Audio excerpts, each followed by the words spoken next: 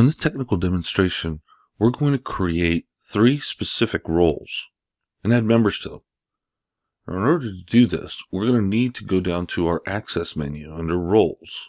As you can see, we still have our 2 default roles that are pre-installed.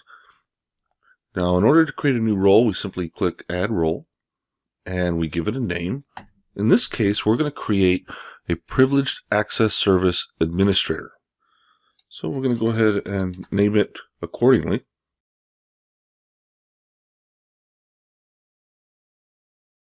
And we'll give it a description, and then we'll go right over to Members. And in this particular instance, we're going to add our domain administrators. So we'll click Add for our members, and we'll come up to the top, and we'll start typing, and we'll find our domain admins, and click Add. Now, at this point, this particular role doesn't have any administrative rights, so we have to give it the administrative rights of a Privileged Access Service Administrator. So we'll go over to Administrative Rights, and we'll click Add. And as you can see here, we do have a number of administrative rights that we can add to this role. The only one we really need is this one right here for Privileged Access. And we'll go ahead and click Add, and then click Save. And now, as you can see, we have our administrator for Privileged Access. Now, this is a little bit different from the System Administrator. The System Administrator has access over everything within the portal and the identity platform. Privileged Access focuses on the Privileged Access components themselves. So the administrator right of Privileged Access Service Administrator grants members access to all infrastructure tab menus and permissions to the admin portal. Members will be granted view, add, and remove system and account permissions.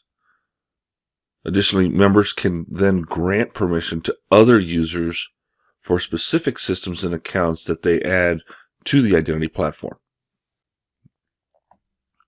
Now let's create a different role. Now this one's not going to be as high on the administrative scale. This is going to be a power user. So once again, we'll click Add, and we'll call this one Privileged Access Service Power User. And once again, we'll go over to Members. We'll click Add. Now in this particular instance, our power user is going to be our help desk team. So we'll go ahead and locate our Omicron groups, and we'll locate the help desk, and we'll click Add. Once again, we still need to apply the administrative rights, so we'll go ahead and go to the administrative rights and click Add, and we'll select the power user's administrative right. Now, it is possible to select multiples, as you can see here, when it comes to administrative rights, but in this particular instance, all we really need is the power user's option, and we'll click Add and then click Save. Now, as mentioned before, the administrator and the power user do have separate sets of rights. Administrators much higher up on that scale.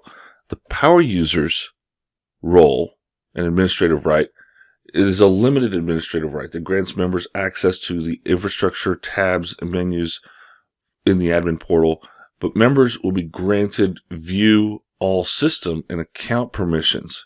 Users cannot add systems or account information, and either need to request access to account via workflow or be granted specific or explicit permissions by a user with grant permissions.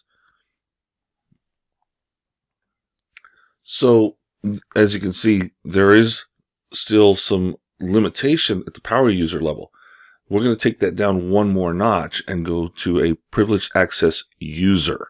This would be a departmental employee, for example, who needs privileged access that has to be specifically assigned.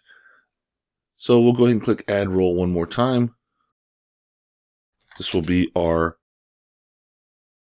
user, and we'll click Members, and we'll click Add. Now in this case, we're going to add 2 separate groups, our finance group and our contractors group.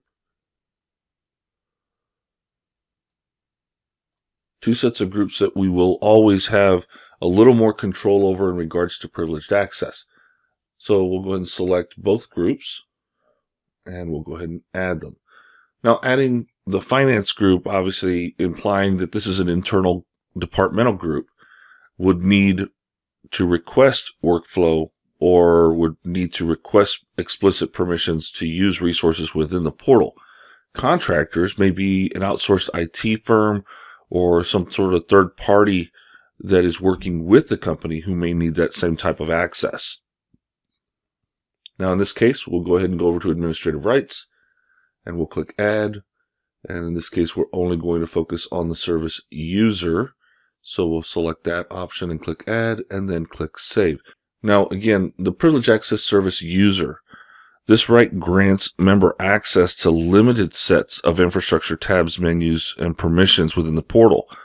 Members will be granted view-only system and account permissions that they have been explicitly granted.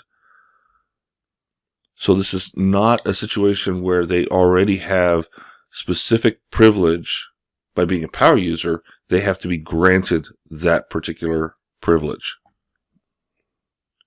By the same token, Privileged Access Service users cannot add systems or account information in the portal. They have to use what they have been explicitly granted permissions to utilize.